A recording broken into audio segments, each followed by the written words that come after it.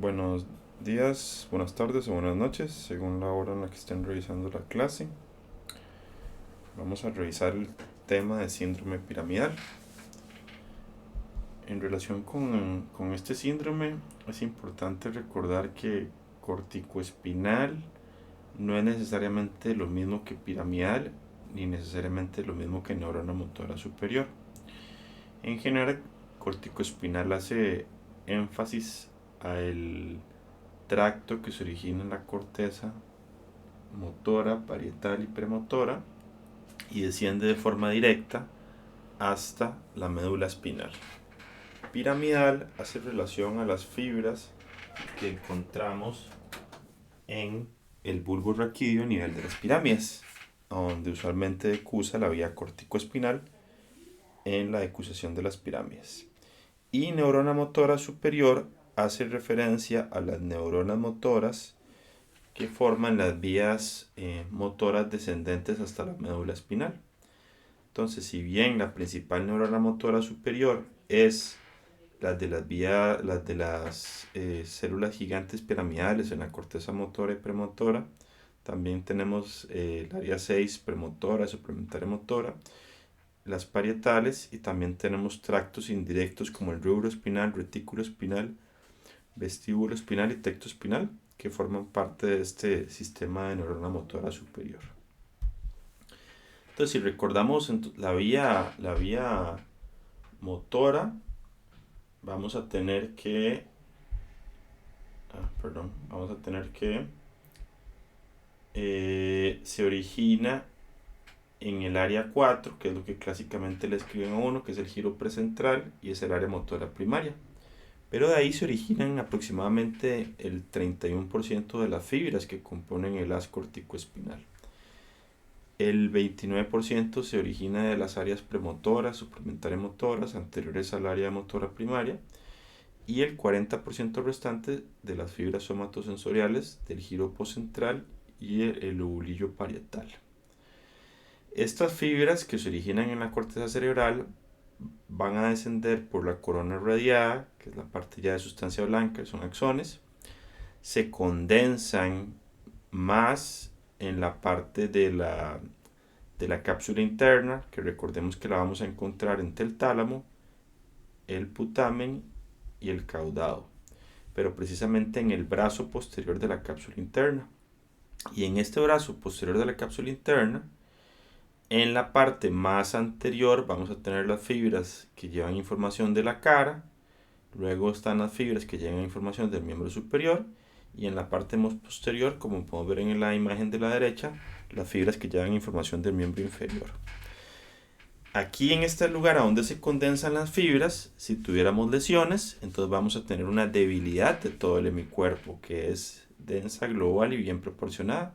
¿Okay? Y cuando tenemos lesiones que son más corticales o subcorticales, vamos a tener una hemiparesia, debilidad de todo el hemicuerpo, pero que puede ser de predominio de cara en miembro superior si es más lateral, o de predominio de miembro inferior si es más medial. Luego, las fibras de la vía corticoespinal van a descender por la base del mesencéfalo, los peduncos cerebrales, la base del puente, la base del bulbo, que aquí es donde van a estar las pirámides, y van a decusar en la decusación de las pirámides, en la parte inferior del bulbo, y luego van a seguir en el cordón lateral por la vía corticoespinal lateral y en el cordón anterior por la vía corticoespinal anterior. Es importante que aquí también tenemos lo que son las fibras corticonucleares o corticobulbares, que llevan información de la corteza cerebral al tallo cerebral para los núcleos de los pares craneales. Y la gran mayoría de estas fibras corticonucleares o corticobulbares dan información que es bilateral. Entonces hay información para núcleos de pares craneales izquierdos y derechos que viene de la misma haz corticonuclear. ¿Okay? Entonces tanto el haz corticonuclear izquierdo como el derecho dan información para los núcleos izquierdos y derechos. De tal manera que con una lesión de las vías corticonucleares es poco probable que tengamos paresia de estos músculos craneales. De igual manera, recordemos que usualmente lo que decusan es un 75-80% de las fibras en la decusación de las pirámides, y esas que decusan principalmente son de la haz córtico-espinal lateral, que lo que se encarga de inervar son músculos apendiculares o de las extremidades. Entonces es más fácil cuando tenemos lesiones de la vía córtico-espinal lateral que lo que tengamos es debilidad de extremidades, pero no tanto debilidad axial. Usualmente porque las fibras que no decusan o que decusan a nivel de la médula espinal y se mantienen del mismo lado son las de la vía corticoespinal anterior, y esta se encarga de inervar los músculos axiales. Entonces estas usualmente dan inervación que es bilateral. Y casi siempre estas fibras del haz corticoespinal van a llegar a la médula espinal y ahí hacen una sinapsis en el asta posterior o el asta intermedia antes de que se haga ya la sinapsis con la neurona motora inferior, que va a estar en el asta anterior de la médula espinal. ¿De acuerdo? Muy bien. Entonces, como mencionábamos, a lo largo de toda la vía corticoespinal hay una representación homuncular o representación somutotópica. A la representación en la corteza se le dio el nombre del homúnculo motor, y esta, principalmente descrita por Penfield, lo que describe es que en la cara lateral, lateral y baja, vamos a tener la parte de la cara que tiene una alta representación, ya que son movimientos muy específicos y finos de la cara los que realizamos. Luego tenemos la mano, que también tiene una representación muy importante, el resto del miembro superior, luego el tronco, en la convexidad está la cadera, y luego en la parte más medial está el resto del miembro inferior. Entonces, como mencionábamos, cuando hay lesiones corticales o subcorticales en la corona radiada, vamos a tener debilidad del hemicuerpo, pero puede tener un predominio que es facio-braquial cuando son laterales o crural cuando son mediales. Otro punto importante es que luego de que descienden estas fibras en la corona radiada, a donde más se van a condensar es en la cápsula interna, en el brazo posterior de la cápsula interna. Y es capaz de dar un síndrome con hemimotor puro o una hemiplegia motora pura, que se caracteriza por esto, ser densa, global y bien proporcionada. Global porque afecta cara, miembro superior, miembro inferior. Densa porque es muy severa, y bien proporcionada porque lo afecta en igual proporción a cara, miembro superior y miembro inferior. También es importante que a lo largo de la base del tallo cerebral, principalmente en puente, podemos tener lesiones que causen esta clínica similar por la condensación de las fibras. ¿Okay? Otro punto importante es que la vía piramidal va a decusar en la decusación de las pirámides, que se encuentra en el bulbo. Y un punto importante es que las fibras, como vienen de los miembros superiores y miembros inferiores, decusan primero las de las extremidades superiores y luego las de las extremidades inferiores.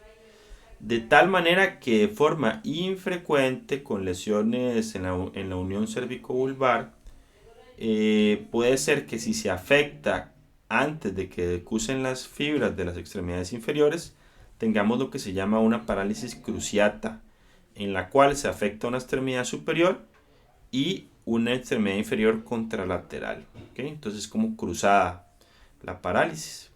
Y recordemos que el 75-80% de las fibras decusan, y hay un porcentaje importante que no decusan, que forman parte principalmente del haz corticoespinal anterior.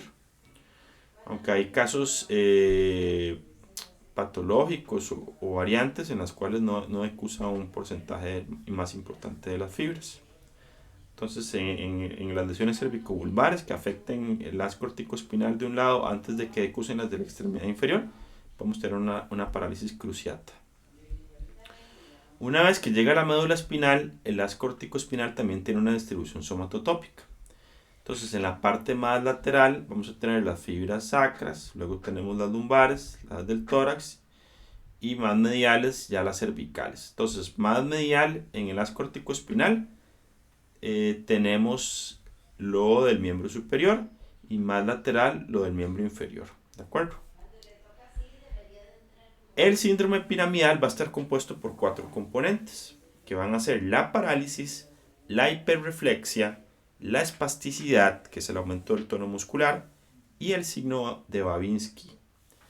Muchos autores mencionan que es mejor hablar de la parálisis de la neurona motora superior o motoneurona superior o supranuclear, porque los componentes de este síndrome van a estar dados principalmente por afectación no solo del haz corticoespinal, sino por vías que lo acompañan, como la rubroespinal, retículo espinal, entre otras.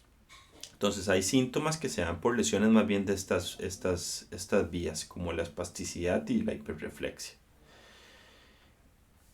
Y usualmente el haz corticoespinal, luego de cuando ya se encuentra posterior al tallo cerebral, casi siempre viaja acompañado, ya no tanto solo. Y por eso da todo el síndrome que le denominamos piramidal, pero es más bien de la neurona motora superior. Entonces, en relación con la debilidad o parálisis, es importante que, dependiendo del nivel en el cual se afecte la vía corticoespinal, vamos a tener diferentes distribuciones de la parálisis. Entonces, como mencionábamos, por ejemplo, si tenemos una afectación de la corteza, tenemos una hemiparesia, pero que puede ser de predominio facio-braquial si es lateral o crural si es medial. Cuando se afecta la cápsula interna, tenemos una hemiplegia densa, global y bien proporcionada. Y también se podría presentar de manera similar cuando tenemos afectación pontina. Cuando se afecta el bulbo, podemos ya tener un síndrome alterno con afectación solo del hemicuerpo sin la hemicara, o afectación de la hemicara de un lado y el hemicuerpo del otro lado. Cuando se afecta la médula espinal, podemos tener diferentes presentaciones. Puede ser una paraplegia, puede ser una hemiplegia, obviamente sin afectación de la cara ya.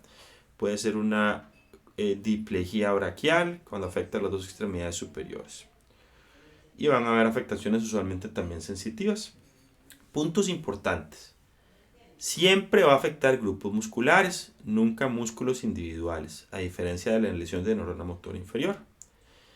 Y usualmente nunca abarca todos los músculos de un lado del cuerpo. Siempre va a haber algunos músculos que se afectan más graves, pero otros que mantienen cierta movilidad posible. Y usualmente los movimientos que son de inervación bilateral se van a afectar poco o permanecen sin afectación. Por ejemplo, los músculos craneales, que son de inervación de pares craneales, que recordemos que tienen una inervación bicortical, o los músculos axiales, que también tienen inervación bicortical. Entonces también la afectación de cuello, cabeza, músculos paravertebrales casi no se da. La espasticidad es un aumento del tono muscular. Entonces, en general se le llama fenómeno de espasticidad en navaja de muelle. Y esto se ve de que el tono va a variar con la velocidad a la que se trata de extender la articulación. Entonces, usualmente en estos casos, si hacemos un estímulo o lo movilizamos de forma pasiva de la articulación lentamente, puede ir cediendo el movimiento articular. Cuando lo hacemos a una mayor velocidad, puede ser que inicialmente sea fácil mover la articulación, ceda la espasticidad o el aumento del tono, luego tengamos una resistencia y finalmente otra vez afloje esa resistencia y haya liberación. ¿Okay?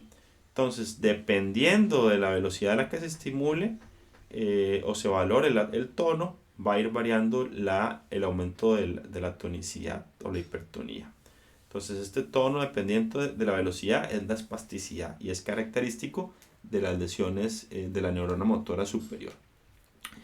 Usualmente vamos a ver afectados los músculos antigravitatorios, y lo que vamos a ver en el caso de lesiones de la vía corticoespinal es que el miembro superior tiende a adoptar una posición con el brazo flexionado y aducido, flexionado y pronado.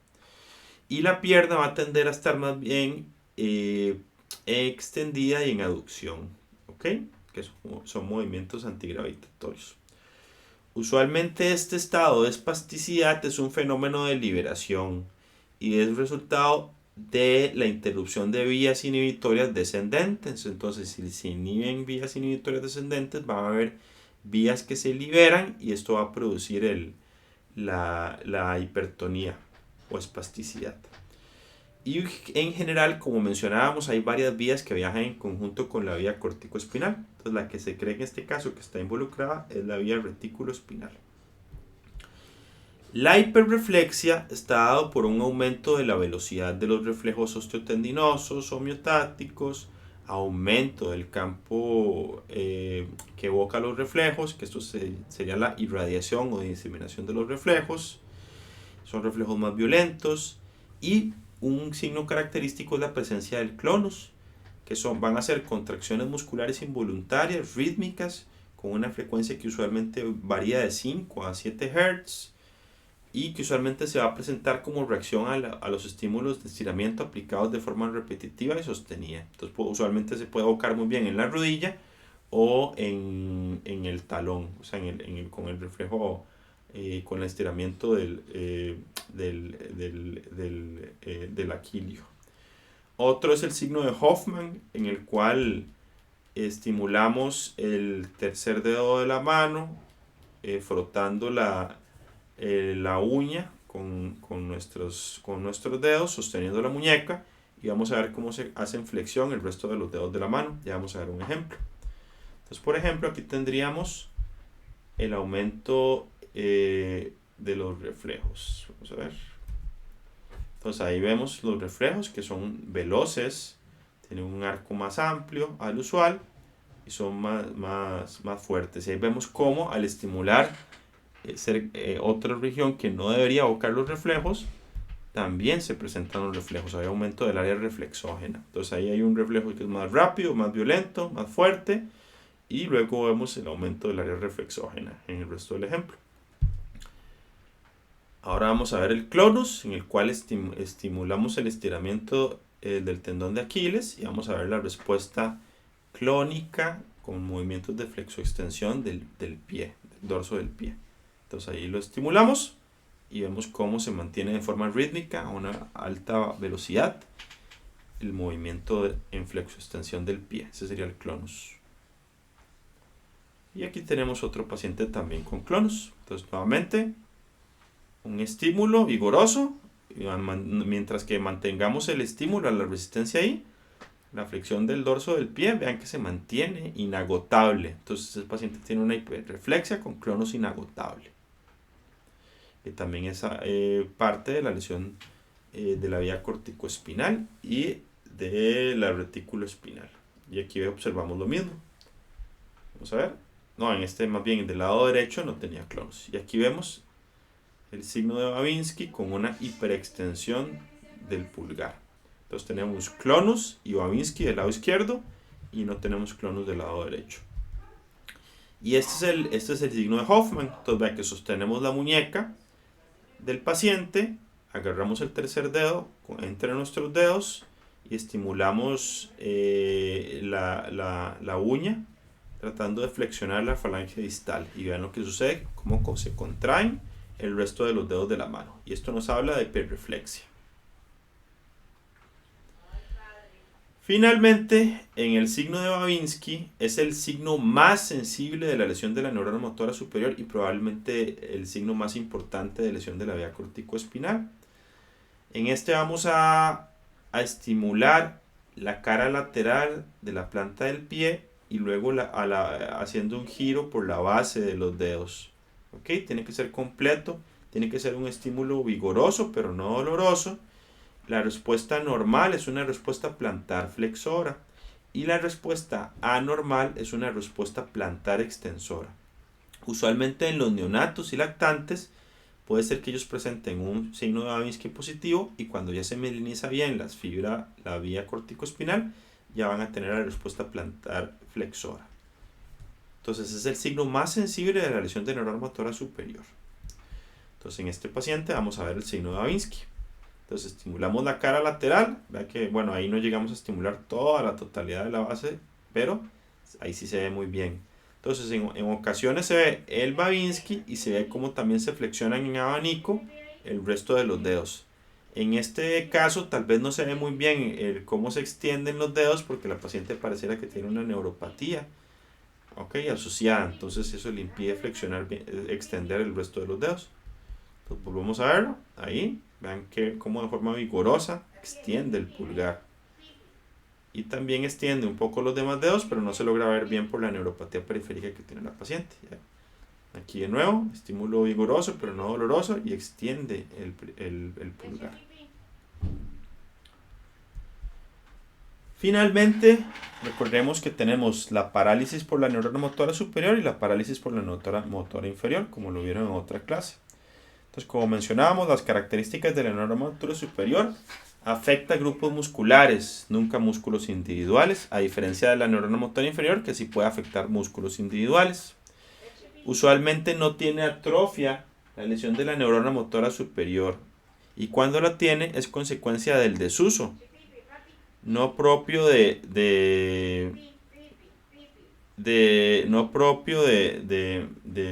la lesión.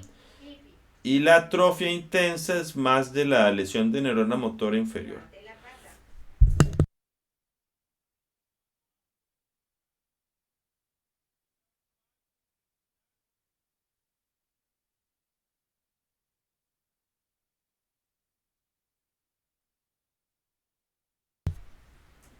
En relación con el tono muscular, en las lesiones de neurona motora superior hay espasticidad con hiperreflexia y clonus, y hay reflejo plantar extensor, que es el signo de Babinski.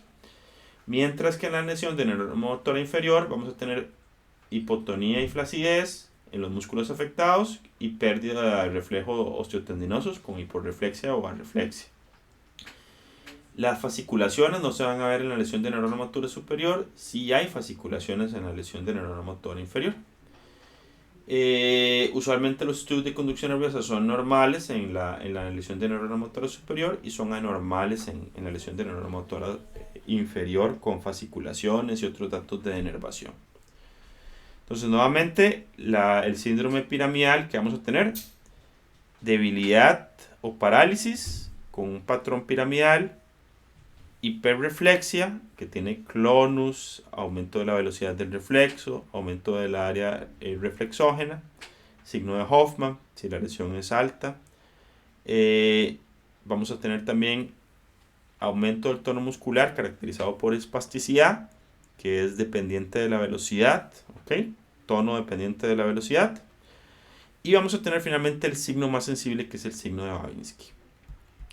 Entonces básicamente la idea era revisar el síndrome piramidal. La referencia para el estudio de la clase es el capítulo 3 de Principios de Neurología de Adams y Victor, de parálisis y debilidad, que se lo voy a subir al aula virtual. Y nuevamente nada más recordarles que tenemos nuestra página de educación médica, que es Neuroedu de Costa Rica, donde se valoran temas de neurología y neurociencias. Y estamos en todas las redes sociales, Instagram, Facebook, Twitter, YouTube y Spotify. Muchas gracias por su atención. Espero que haya sido una plática sencilla y que hayan entendido los conceptos. Cualquier duda pueden enviarme un correo o escribirme a mi teléfono.